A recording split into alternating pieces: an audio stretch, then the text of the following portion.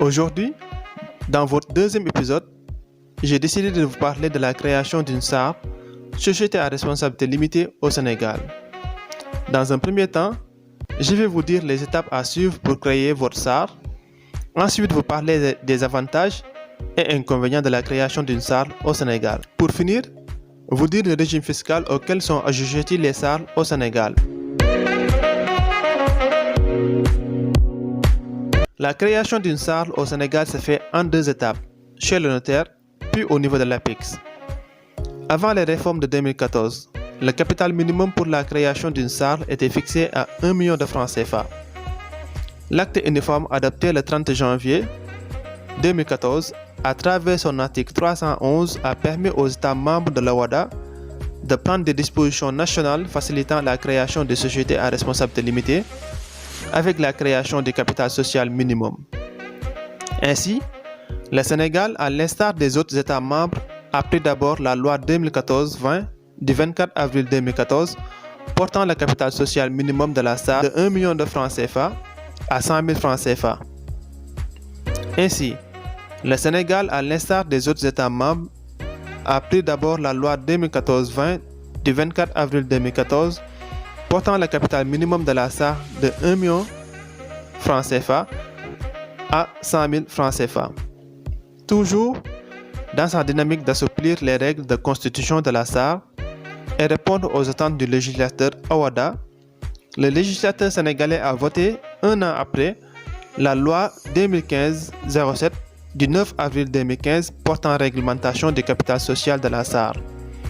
Cette loi abroge et remplace la loi de 2014 et permet ainsi aux fondateurs de la SAR de déterminer librement son capital social.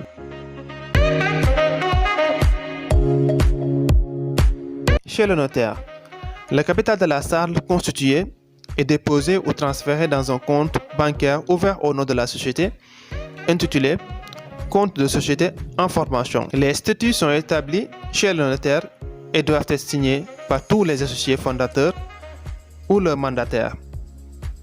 Le décret 2015-690 du 27 mai 2015 fixe les émoluments des notaires en matière de constitution de la SAR. Ce décret a fait baisser les émoluments à 20 000 francs CFA pour toutes les SAR dont le capital ne dépasse pas 500 000 francs CFA et à 70 000 francs CFA pour les SAR dont le capital est compris entre 500 000 et 5 millions de francs CFA.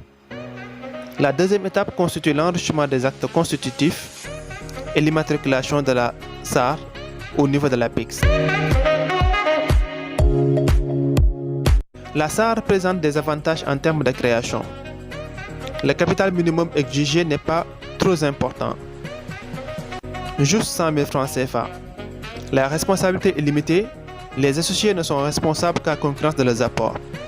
Les associés ont la possibilité d'assurer un contrôle étroit de l'accès de nouveaux associés au capital de la société. La société pourra continuer d'exister en cas de décès de l'un des associés ou du gérant, si le contraire n'est pas stipulé dans les statuts. La SAR présente aussi des inconvénients.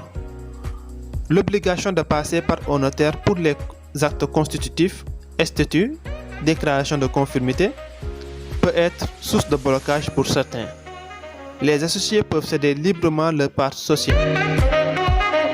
En matière d'imposition, les SAR sont assujettis à l'impôt sur les sociétés IS 30% du bénéfice net.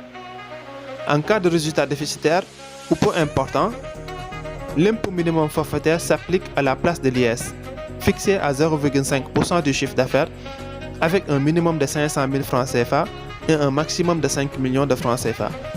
Voilà, nous sommes à la fin de notre podcast épisode 2 et je vous donne rendez-vous prochainement pour vous parler de la création